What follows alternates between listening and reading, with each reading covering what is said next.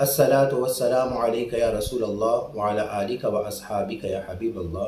مرشد حسین زندہ باد، رہبر حسین زندہ باد، پیارا حسین زندہ باد۔ آج میں اس عظیم ہستی کا ذکر خیر کرنے والا ہوں جو چمن فاطمی کے چمکتے دمکتے مہکتے پھول تھے۔ ان کی زیارت قلب و روح کو پاکیزگی عطا کرتی تھی۔ ان کی محبتیں، شفقتیں زندگیوں میں بہاریں پیدا کرتی تھیں۔ ان کا ذکر قلب و روح و ایمان میں تازگی پیدا کرتی تھی، اور ان کی وعظ و نصیحت فرماتے تھے تو 1500 سال پیچھے لے جا کر آقا علیہ الصلوۃ والسلام کی بارگاہ میں پیش کر دیتے تھے، اور جب وہ محراب میں کھڑے ہوتے تھے امامت کے لیے تو ہر امام کہہ اٹھتا تھا کہ یہ اماموں کے امام ہیں۔ میں اس چمن فاطمہ کے چمکتے دمکتے مہکتے پھول کا ذکر کر رہا ہوں۔ وہ عظیم ہستی سید غلام حسین شاہ بخاری ہیں جو ہمارے مرشد کریم ہیں، جن کا آج عرس مبارک ہے۔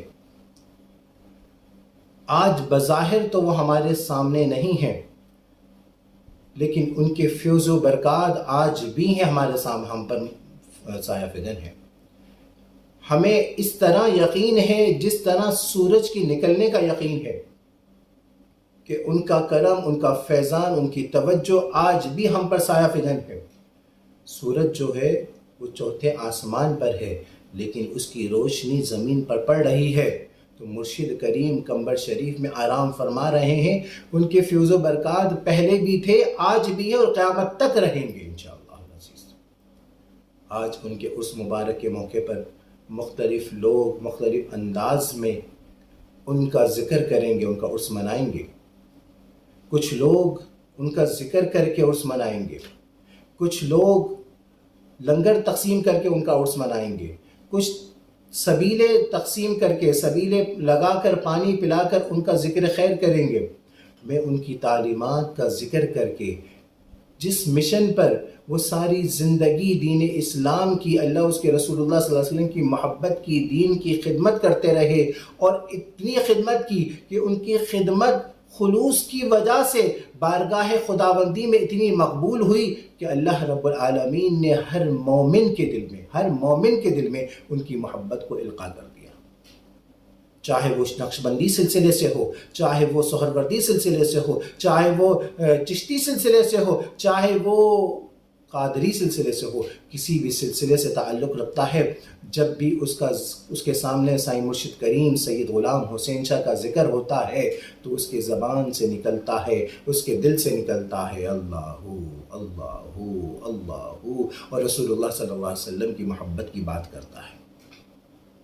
وہ یہ بات کرتا ہے کہ مرشد کریم کی تعلیمات یہ ہیں کہ کی محمد سے وفا تو نے تو ہم تیرے ہیں، یہ جہاں چیز ہے کہ لوح و قلم تیرے ہیں۔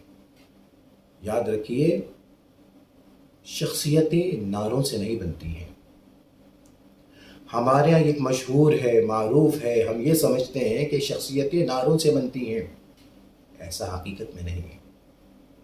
جتنی بھی دنیا میں شخصیتیں ہیں، ان شخصیتوں کی وجہ بننے کی وجہ کیا ہے کہ انہوں نے زندگی بھر اللہ رب العالمین کی دین کی، آقا علیہ الصلوۃ والسلام کی دین کی خدمت کرتے رہے، اور مخدوم بننے کے لیے نہیں کیے۔ وہ خلوص کے ساتھ اللہ اور اس کے رسول صلی اللہ علیہ وسلم کی دین کی خدمت کرتے رہے۔ اللہ رب العالمین نے ان کی عبادت کو مقبول کر کے ان کو مخدوم بنا دیا۔